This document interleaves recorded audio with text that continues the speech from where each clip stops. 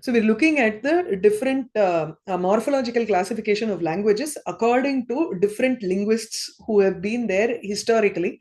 So initially, Grimm, adhik munnadi, we also looked at Schlegel, then Grimm's classification, Bopp's classification, Pott, who is also another linguist, and then Schleicher. Yeah, this Schleicher, ityayam tu, his way of classification was isolating languages with roots merely posed. So this is very similar to Chinese, what we have been seeing. So isolating languages. There will be repetitions here. The people have observed the same languages and they are trying to classify the same languages. So there are bound to be repetitions in this kind of classification. But then Kadasila, we will also come to what is the best way of classifying. We have to know the history of the classifications that people have done over the years. So Schleicher classifies it as, first is isolating languages, plus praslishtaha bhashaha. He calls it as praslishta. The yasu kevalam dhatavaha samabhivyahृताः. So where only the root words are present, r pato. It's just the isolating language. Only the root words, pratipadikam alone is there. Next is agglutinating languages with the union, ex-union of uncorrupted and unobserved main with the subordinate modifying roots which add obscuration. Padantara, we will look at Sanskritam, which may be easier to understand than this English. So, Padantara Samyoga Samarthaha Bhashaha. Agglutinating can accept other connection with other words. Padantara Samyoga Samarthaha, capable of connecting with other words. They are not isolated roots. They have pratyayas also, prefix or suffix, depends. Yasu, Padanam Samyogaha, Prakriti Tiraskaram Vina. So uncorrupted main, the main root is not at all corrupted. There is no inflectional. The root remains as, in Tamil we say, Padi. So the root remains as is. Prakriti Tiraskaram Vina. It is not covered. It stands as is. Tatha apradhana padanam tiraskaraha. And any words which are not pradhanam are completely covered there. It is not necessary. If that section of the word is not necessary, then it is completely covered in the word. This is a kind of agglutinating languages. The third type is inflectional or amalgamating languages. Agglutinating is just glue.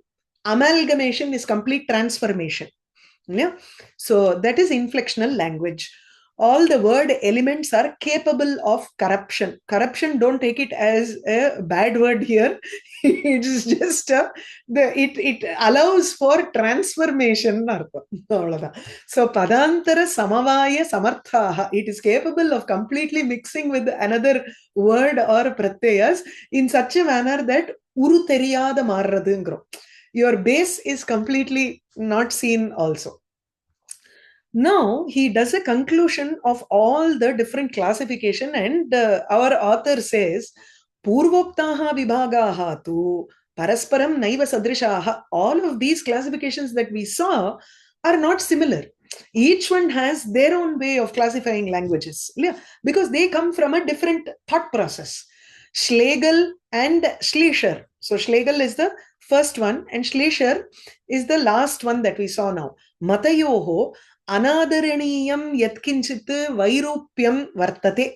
There are some, among those two, there are some things which we don't need to take. There are some things that we have to take. For example, Schleicher matam tu agglutinating ityasya parinama vaishishtyam na angikaroti. He does not, if it is an agglutinating language, then it has to be in such a manner that there can be no change in the root at all. The root has to exist the same way. But that is not the case. Even in agglutinating languages, there are two types. There can be change or there need not be a change. But he does not accept it. Schleicher does not accept this kind of a language.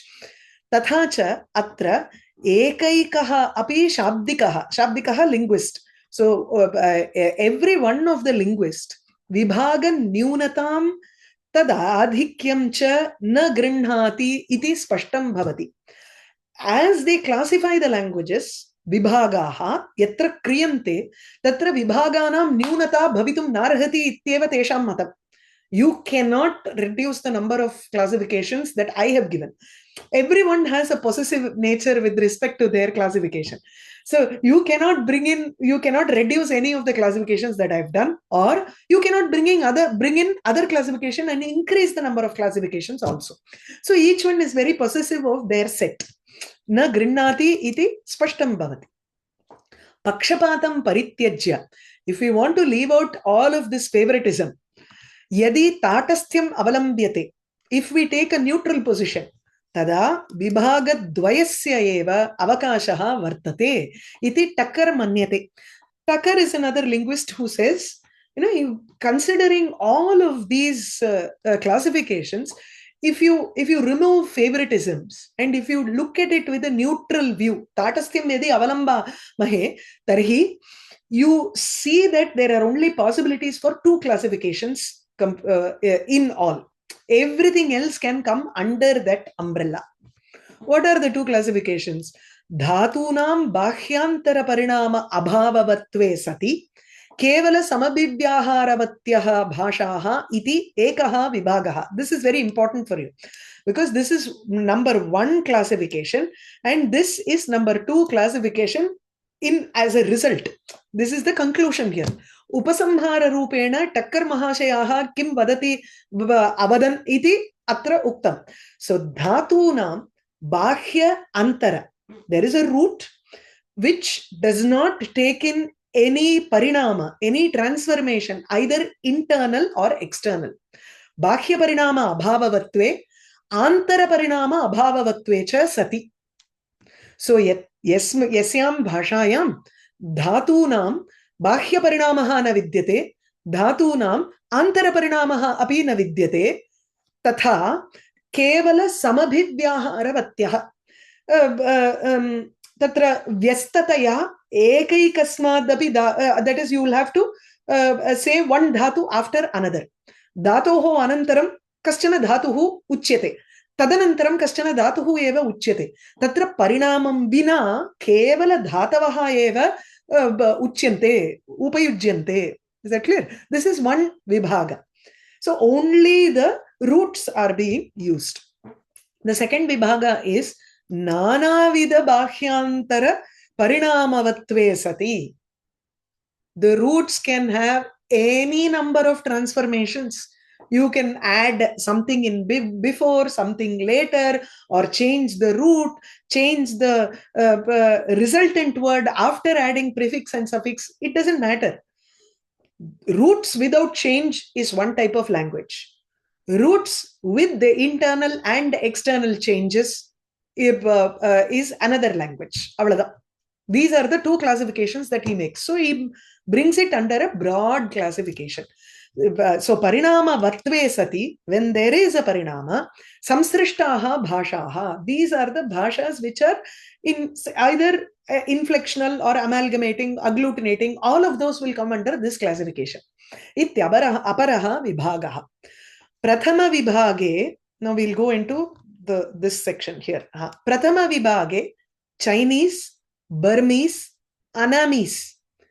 Annamese is a language. It is not Assamese. I thought it was Assamese first. I was searching for, Annamese, and suddenly I found Vietnamese. Annam is the old name for Vietnam. So Annamese is Vietnamese, which goes very well with the Chinese, Burmese, and Vietnamese. They go together. I thought by geographically, Assamese should also be there. But I remembered that Assamese is more closer to Bengali rather than, Chinese or Burmese. So this fits. Now this group fits really well. So any language, though, the examples for languages which use only roots without any transformation, Chinese, Burmese, and Annamese or Vietnamese. Laghava gunam avalambya vibhagadvayam kritva inflectional padena agglutinating amalgamating bhashaha samanakoti pravishtaha kritva cha inflectional bhasha gata paraspara vishesha amsha anurodhena avantara bhedam cha atra kurmaha. Now laghava gunam avalambya, laghava gunam is for simplicity, so easier adoption, for simplicity is for a, that's the best word that I can find. So laghava gunam avalambya vibhaga dvayam kritva, having made such a broad classification, two classifications, what do we do? Inflectional iti padena, we only use the word inflectional. So inflected is one classification. Using the word inflectional, we include, what are all the bhashas we include? Agglutinating bhashaha, amalgamating bhashaha, samanakoti pravishtaha kritva, having put them all under the same category, samanakoti, so same category. Kritva inflectional bhashagata paraspara vishesha amsha anurodhena, based upon the special characteristics that are there in the inflectional bhashaha. So every other bhasha will be put under inflectional bhasha. Then you consider, you analyze each and every language, and then you make further sub classifications based on that. That is avantara bhedam cha atra kurmaha. Avantara bhedam is sub classification. So the first is inflected. The next he talks about polysynthetic or holophrastic, which is the isolating. That is what he. So Tucker's classification is: number 1, inflected languages; number 2, polysynthetic or holophrastic. That is what he says. So polysynthetic or holophrastic is where the dhatus are just like that. So the dhatu parinamaha yatra angikriyate te bhasha taha bhashaha tu inflected bhashaha iti uchyante. Under that you make different classifications. So first you take amalgamating and agglutinating. So you can put a chart as inflected and holophrastic. Under inflected you put 2 more classifications of amalgamating and agglutinating. Within amalgamating you further classify it as internal dynamic change, with the internal dynamic change, or without internal dynamic change. Okay, this is how your chart should be here.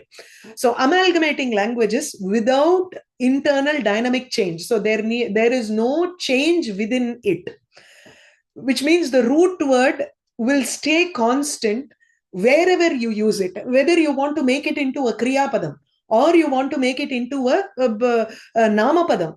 No matter what, bhu dhatu will remain the same in all of those places. You don't change bhu into bha.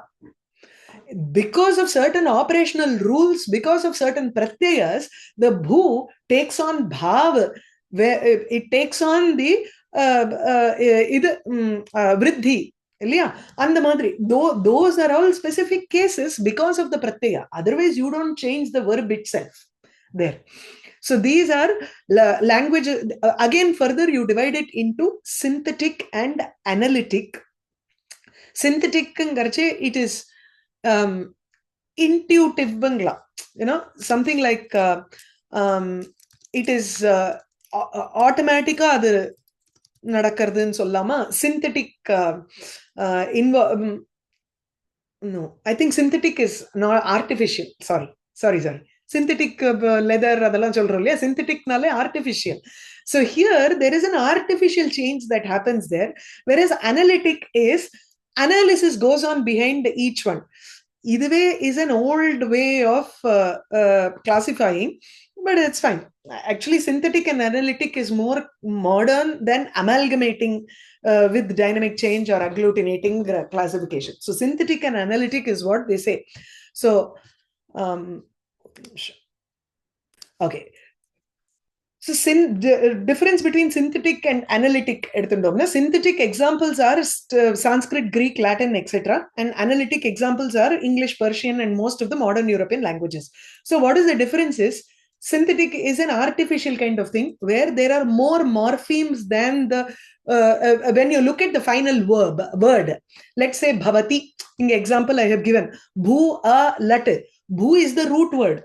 You have more changes and more meaningful units or morphemes that are present in the final resulting word. If you look at the word bhavati, it has come long way from the root word bhu. There are too many changes there that have occurred, and it has taken on too many morpheme. It has a high morpheme to word ratio. That is synthetic language. Analytic language has a low morpheme per word ratio, which is single morpheme. That is in general, in English, if you look at come, I say agacha in Sanskritam, but gama, lot, there are so many components in that. Whereas in English, come itself is a verb there. It is fully one meaningful unit. There is no other extra thingies there. Yeah. So analytic is modern English is the perfect example of analytic language. Where another example is prepositions. Like if I say I am looking at the tree, I am sitting on the chair, you have prepositions separate in analytic languages. Whereas in synthetic languages, asane, the preposition is within the word itself. It is completely combined with the word. It is not separate. So this is the difference between synthetic and analytic. But still there is the changes occur. So it is in amalgamating languages. Without internal dynamic change in portion enna, the internal dynamic change is the root word remains the same no matter in which position it is, in which context it is used. If you go to the amalgamating with the internal dynamic change, again here you have Semitic, old Semitic language. Analytic is the later Hebrew language. I just took an example from online. I'm not sure how correct this is, but just to understand what it is, with a change. Now here, if you take the word kitab for book, this is used even in Hindi. For book, you use kitab. But when you say he wrote a book, writing, or book which has writing, it doesn't, for example, in Sanskritam, when we say likhati, likh is the dhatu. Lekha takes from likh only. Likh is the root word. There is no change for it. There are morphemes which are added to it. There are pratyayas which are added to it, and likh becomes lekh. That's all. But here, the entire verb is totally transformed as ka, from ki. So that is with an internal change there. Whereas such a change doesn't happen in Sanskrit. This is the classification. Now, the third classification of inflected languages is agglutinating languages. He splits that into four divisions. Maybe before starting the next class, I will put this in a chart so that it is easier to understand. Suffix agglutinating, prefix agglutinating, suffix and prefix agglutinating, pronoun incorporating. This suffix agglutinating is Ural and Altaic languages. Ural is around the Ural Lake. So these include Mongol, Turkish. All of these come into the Ural language. If it is Altaic languages, Altangardu, it is a mountain. And those which are around, Altaic is actually Turkish languages, Mongol languages, whereas Ural is Finnish, Hungarian, Estonian. All these will come under Ural languages. Altaic languages are Turkish, Mongol, you can say Northern China. Sometimes you can even have Japanese and Korean also in that, in this Altaic. But the older classification is they put both of these together into one branch. Today, they don't do that. They separate it. Prefix agglutinating is Bantu, which is South Sahara, Africa. So suffix and prefix agglutinating. That is, you add both suffix and prefix here. An example is Malay. Pronoun incorporating is Basque. We know Tamil is also pronoun incorporating in a way. We don't need to say the specific pronoun at all. Padikkiran, it indicates the pronoun saha. Saha pathati.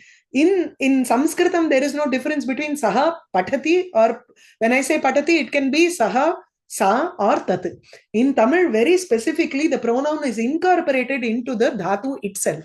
When I say padikkiran, it means he is reading. I don't need to say avan padikkiran. He is not necessary there. So the pronoun is incorporated into the words itself. Some words in Tamil, especially Kriyapadam. And then the second category of classification, where there is no change at all to the root, is called polysynthetic or holophrastic language. This is American Indian languages, which is, you can find the Mohawk, Andamadri, those languages are all coming under this classification. That is where the word itself, it refers to understand in a child language. When a child says milk, in the context, you have to understand whether the child is saying, I want milk, or there is milk there, or you take the milk, I don't want milk. The child can mean anything, but it will only use one phrase, or it will use only one word. That is called holophrastic stage of a child. If you apply the same concept to linguistics, then holophrastic languages are very similar. They have just a combination of multiple roots to convey any of the Native American languages come under this section. Now he analyzes what is root. We'll just read this section and then stop. Okay, root. What is root? Because we have been talking about root, and root seems to be the basis for classification of languages. So we have to know what is dhatu or root. Gairvanyam punaha dhatu shabdaha tingantan bhadin bodhayati. Gairvanyam Sanskrit bhashayam. Dhatu shabdasya angalyam in English. Dhatu shabdasya root iti paryaya shabdaha. That is the word. So root ityayam mule shaktaha. Mule shaktaha na shaktaha shabdabodaha ityartaha. When we want to understand the meaning of root, we think of source or moolam. Iti shaktaha. Katham atra etayoho paryayata. Then how do we understand the paryaya? How do we understand the synonym dhatu in Gairvani? Dhatu does not, we don't apply the word dhatu for vrikshasya dhatuhu iti na vadamaha. Vrikshasya moolam ityeva vadamaha. Parantu in English, the word root can mean the root of a tree. It can also mean root of a word. But the same meaning only applies in Sanskritam also for the word dhatu, because now he explains why that is called root. Uchyate. Vrikshamoola sadrishyat bhadinam paryayata. Vrikshasya moolam yatha vartate tatha bhu adi dhatunam api padanam moolatvam vartate. So bhadinam paryaya. That is why we say bhadi, bhu is the root of the word. Yathahi adau vrikshe moolam tataha skandhaha shakhaha parnani iti kramaha. This is the order in which a tree is understood. Tatha atrapi prathamam datavaha. You have the dhatu first. Tataha pratyayadi sambandhena. Pratyayas are put. Then subantadi parinamadayaha. It can be a kriyapadam or it can be a namapadam. Parinamadayaha bhavanti. Yatha bhudatoho bhavanam bhuti bhavati prabhritayaha. Bhavanam bhuti are all noun. Bhavati becomes a kriyapadam. Dhatavaha cha bhasha ghataka suptinganta rupa paryalochanaya shakya vijnanaha. We are able to understand about dhatu. Dhatavaha shakya vijnanaha. The vijnanam nale knowledge. It is possible to understand about the dhatu when we analyze paryalochanaya, by analyzing the tinganta and supanta words in a language. Any language. If you want to understand the root word in any language, you have to look at the subanta padam and the Tinganta Padam, Paryalochanam. You have to analyze those words. Iyan Visheshaha. Now, this is only the difference between dhatu and root. It's almost the same. That's all. Yatha skandashaka parnadina prithakritya api moolam sakshat kartum paryate na tatha bhashasu dhatavaha prithak pratyakshi kartum paryate. When we remove the branches and leaves and all that, we can identify the in a biology record, you can draw and then label everything separately. But in a dhatu, you cannot directly perceive the, in bhasha, in language, dhatavaha prithak pratyakshi kartum na paryante. It is not possible for us to identify the root words directly. We have to take some analysis there. Kaivalyena tesham tatra prayogasya nishiddhatvat. In Gairvanyam, in Sanskritam, we cannot use prakriti or pratyayam directly. Kaivalyena no tanit, alone. In a single manner, or in solitude, you cannot use. It is nishiddham. It is prohibited to use dhatu by itself. I cannot say Kevalasya bhavaha. Yes. Ekamnu solrole. So solitude nu use panna. I cannot say aham chitram drish. Drishena, it is the root word. I have to use pashyami. I have to transform it into the word. I cannot use kevalam dhatu. No, there are pratyayas also. Okay, aham can also be asmat su. Chitra aujas chitra important. I can't just, that doesn't make a sentence. That is not meaningful. So Mahabhashyakara says, yadaha Mahabhashyakaraha. Bhashyakaraha here is Patanjali. Na kevala prakriti prayoktavya napi pratyayaha iti. You cannot use just prakriti or pratyaya by itself. I cannot continuously say drishikta. It doesn't make sense. I have to say drishtaha, drishtam. Kincha moolam yatha vibhagarham na tatha dhatavaha samanyena. It's just as how the moolam, root of a tree, is easy to, you just remove the dirt a little bit and you can see the root of the tree. Tatha dhatavaha samanyena. It is not possible to easily look at the dhatu. Param kechana nama dhatavaha kandarpati virinchati prabhritayaha vibhagam arhanti. It is very easy to understand nama dhatu because we are making it from a nama padam. Putriyati, putra iva acharati. Kandarpa iva acharati, kandarpati. We just read in Sarala Vyakaranam that Sanad in the ketch, king, adalam podreche, when those pratyayas are used, a namapada can be made into a kriya padam. In those cases, we can easily identify what is the root word. So here Kandarpati, one who acts like Manmatha. Virinchati, one who acts like Brahma. It's very easy to pick out the words. Vastutaha, ete nama dhatavaha, ting grahanartham dhatu samjnam labhante. They get the samjna, title of dhatu, so that they can be used as kriyapadam. So these are actually, they have to be understood as equal to subanta. So they are actually namapadam. In order to make it into a dhatu, they are given a name of nama dhatu. They are equal to subanta. Subanta sadrishaha eva iti bodhyam. So keshanchit shabdanam prakriti pratyaya vicharaha kriyate.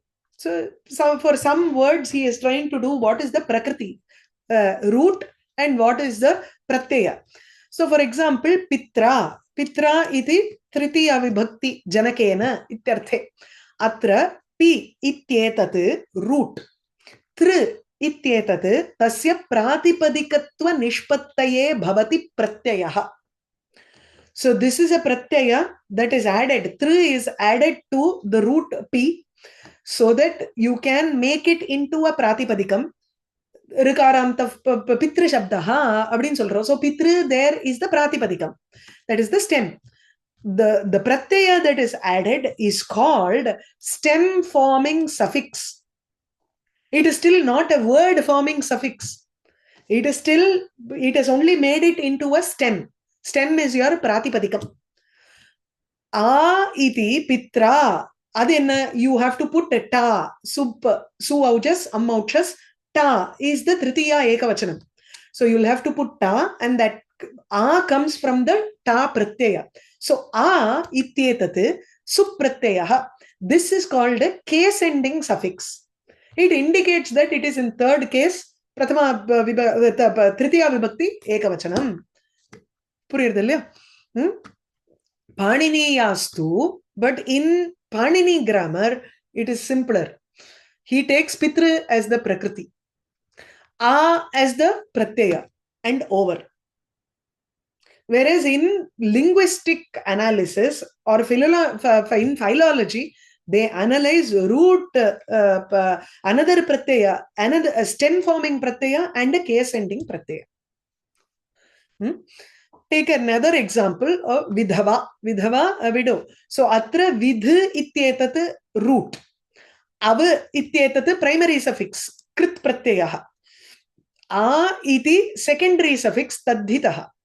Paniniyastu vidhava. One who does not have a dhava. Vigataha dhavaha yasyaha sa vidhava. Iti vibhajante. So their grammar is different. Here it is different. The same way, let's take kritavan. Very simply, paniniyastu kr tavat pratyaya. Iti, they just split it into prakriti and pratyaya. But in linguistic analysis, they do it as kr is the is the dhatu root. இது வந்து என்னன்னா இந்த root sign போடுறாலையா அது. So kr is the root, ta is the primary suffix, then van is the secondary suffix.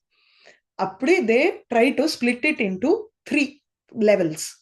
When you go to bhavati, bhav is the dhatu root, a is the stem forming suffix, and the vikarana pratyaya solrom liya. So that vikarana pratyaya is your stem forming suffix. Verbal ending suffix is ti, tip, tipthasji.